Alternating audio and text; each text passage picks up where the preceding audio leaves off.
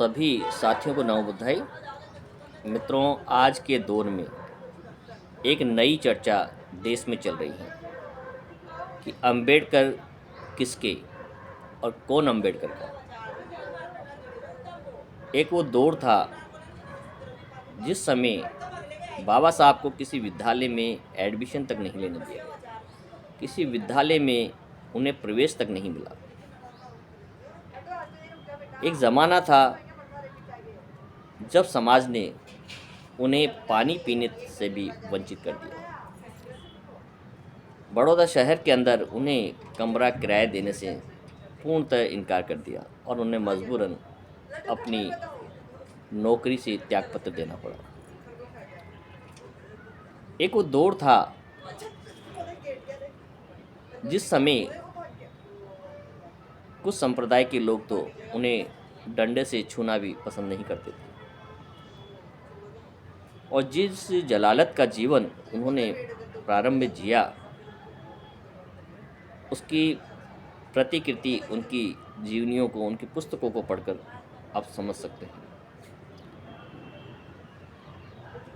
लोग इस बात पर तर्क कर रहे हैं कि किसने बाबा साहब का अपमान किया और किन समाज ने या किन राजनीतिक दलों ने उन्हें सम्मान दिया, लेकिन वो ये नहीं बताते हैं कि वो कौन लोग थे जिन्होंने बाबा साहब को पार्लियामेंट में आने से रोका, चुनाव में हराने का प्रयास किया।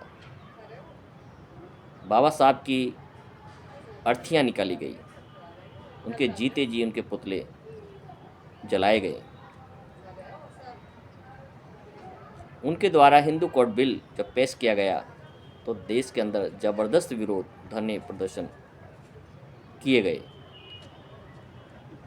ये समय की राजनीतिक एक मजबूरी भी हो सकती है कि बाबा साहब को कांग्रेस के द्वारा ही अपने एक सदस्य से त्यागपत्र दिलाकर चुनाव लड़ाया गया और मुंबई से उन्हें पार्लियामेंट में लाया गया और वो महत्वपूर्ण जिम्मेदारी संविधान की प्रारूप समिति के जो अध्यक्ष बनाने का जो कार्य उस समय संपन्न हुआ।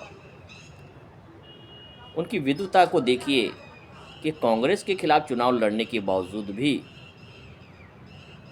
जवाहरलाल नेहरू ने उन्हें अपना कानून मंत्री बनाया, लेबर मिनिस्टर बनाया और उनके द्वारा इतने बड़े बड़े महान कार्य किए गए, फिर भी राजनीतिक दलों ने उन्हें एक वर्ग तक सीमित करके रख दिया, एक वर्ग विशेष का नेता घोषित कर दिया। एक समय का परिचक्र बदलता है और परिस्थितियाँ आज यहाँ तक आ पहुँची है कि चाहे सत्ता पक्ष हो या विपक्ष हो, हर दल बाबा साहब को अपना बताने पर गर्व महसूस करता है। हर गली मोहल्ले, हर छोटे या बड़े दल, चाहे सत्ता पक्ष हो या विपक्ष हो, इस बात की होड़ लगी है कि कौन बाबा साहब के असली उत्तराधिकारी हैं, किन्होंने बाबा साहब को सम्मान दिया है और किन्होंने अपमान किया। इसी बात को लेकर विरोधाभास दिखाई दे रहा है और उस पर राजनीति की जा रही है। देश को आवश्यकता है बाबा साहब का विरोध करने की नहीं, उनके साथ पहले क्या हुआ उस घटनाओं पर चर्चा करने की आज के समय में कोई प्रासंगिकता नहीं है। वर्तमान समय में इस बात की आवश्यकता है कि कौन से दल, कौन सी सरकार बाबा साहब के सपनों को साकार करने में काम कर रही है। बाबा साहब ने जो इक्वलिटी की बात की थी, समान नागरिकता की बात की थी, उसे कौन लागू कर रहा है। जनसंख्या के आधार पर प्रतिनिधित्व की बात की थी, उस दबे कुचले समाज का जहाँ कोई प्रतिनिधित्व नहीं था, उसे आज कौन दल प्रतिनिधित्व देना चाहता है और कौन लोग हैं जो उस प्रतिनिधित्व से वंचित करना चाहते हैं। इस बात को समझने की आवश्यकता है। केवल बाबा साहब कोई एक नारा नहीं है, वही स्वाभिमान है, एक भगवान है लोगों की, जिन्होंने उन करोड़ों लोगों को समानता के साथ जीने का, इक्वलिटी का अधिकार दिया है। स्वर्ग में क्या है क्या नहीं है ये कल्पना है, लेकिन वास्तविक जीवन में और इसी जन्म में व्यक्ति को स्वाभिमान के साथ जीने का यदि अवसर मिलता है और जिनकी वजह से मिलता है, तो वो एक भगवान से कम नहीं है। देश में ऐसा कोई व्यक्ति नहीं है जो बाबा साहब के खिलाफ हो, और आशा करते हैं कि आने वाले समय में राजनीतिक जो हैं और सभी राजनेता, सभी दल बाबा साहब के सपनों को साकार करने में एकजुट होंगे, और जिस मिशन की, जिस स्वप्न की कल्पना बाबा साहब ने की थी, उस स्वप्न को जल्द से जल्द भारत के अंदर पूरा किया जाएगा। तो उसमें कोई दो राय नहीं कि भारत फिर से विश्व गुरु बन जाए।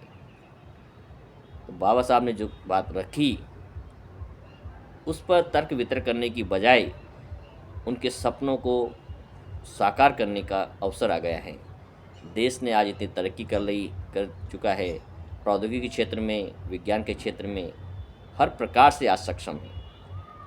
और होना ये चाहिए कि बाबा साहब के जो अधूरे सपने रह गए हैं, उन सपनों को पूरा किया जाए। देश में बेरोजगारी पूर्णतः समाप्त हो, अशिक्षा का नाश हो, पूरी तरह से लोग शिक्षित हो सके, आत्मनिर्भर हो सके। लोगों को आर्थिक सहायता की आवश्यकता नहीं है, अच्छे रोजगार की आवश्यकता है, आत्मनिर्भर बनाने की आवश्यकता है। यही बाबा साहब का सपना था। तो आज संपूर्ण देशवासियों को बाबा साहब के सपनों को आगे बढ़ाने पर जोर देना चाहिए, उनके विचारों को पढ़ना चाहिए। हर दल का अपना एक उद्देश्य होता है, लक्ष्य होता है और एक राजनीति होती है। उसके चक्कर में पड़ने की बजाय बाबा साहब के क्या उद्देश्य थे, क्या मिशन थे, उस पर हमें बल देने की आवश्यकता है, उस पर आगे बढ़ने की आवश्यकता है। सरकारों से मांग करने की आवश्यकता है कि बाबा साहब के द्वारा दिए गए अधिकार और जो स्वप्न उन्होंने दिखाए, उन्हें पूरा करने पर भरसक प्रयास करें। यही हमारा लक्ष्य होना चाहिए। सभी को नमो बुद्धाय।